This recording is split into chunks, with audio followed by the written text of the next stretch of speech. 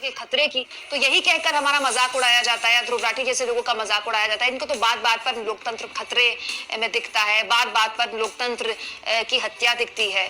तो ऐसे लोगों को मैं जवाब दूंगी दोस्तों, एक मेयर इलेक्शन, चंडीगढ़ का मेयर इलेक्शन, उसे लेकर तक परिणाम सुप्रीम कोर्ट को घोषित करने पड़ जाएं, एक बकायदा लाइव कैमरे में वहां के रिटर्निंग ऑफिसर ने झूठ बोला, वहां पर उसने विपक्ष के वोटों को खराब किया, और कल अनिल मसीह ने सुप्रीम कोर्ट में जाकर खुद बोला है कि हाँ उसने झूठ बोला, उसके लिए माफी मांगी है उसने। एक मेयर इलेक्शन अगर सुप्रीम कोर्ट तक चला जाए तो एक रिटर्निंग ऑफिसर को सुप्रीम कोर्ट को कहना पड़ता है कि ये लोकतंत्र की हत्या आपने की है।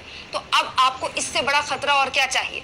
ठीक चुनाव से पहले मुख्य विपक्षी दल, जिसको वैसे भी मीडिया में कोई स्पेस नहीं मिलती, उसके अकाउंट फ्रीज कर दिए जाते हैं, उसके राष्ट्रीय अध्यक्ष को, उसके बड़े नेताओं को प्रेस कॉन्फ्रेंस करके कहना पड़ता है कि हमको अपने नेताओं को ट्रेन के टिकट खरीदने के या उनके पैसे देने के पैसे नहीं बचे हैं।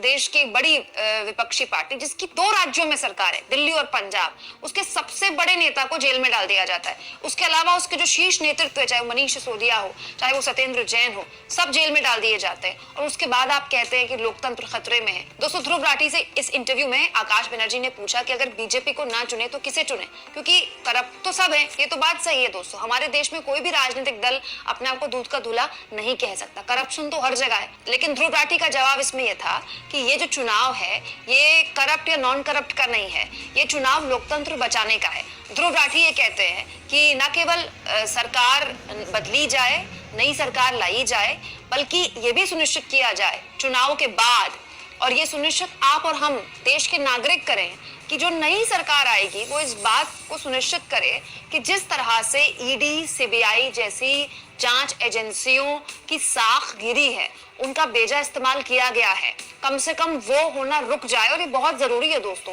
सरकार किसी की भी हो, एजेंसियों का इस्तेमाल होता है। यूपीए की सरकार के दौरान मुझे याद है एक जांच एजेंसी को लेकर सुप्रीम कोर्ट ने कहा था कि ये तो तोता है। लेकिन जिस बड़े स्तर पर इस सरकार में एजेंसियों के इस्तेमाल का आरोप विपक्ष लगा रहा है, वो तो मतलब वाकई में हैरान करने वाला है। ये सब आपके सामने है दोस्तों कि कैसे बड़े बड़े भ्रष्टाचारी, जिन पर बीजेपी पानी पी पी कर उनको गरियाती थी, वो जब बीजेपी में शामिल हुए तो वॉशिंग मशीन में ऐसे धुले कि सारे के सारे बेदाग हो गए। तो मतलब उन पर ईडी, सीबीआई के छापे पड़ रहे थे कुछ दिन पहले जब तक वो विपक्ष में थे, और उसके बाद जैसे वो बीजेपी में आए सारे दाग धुल गए।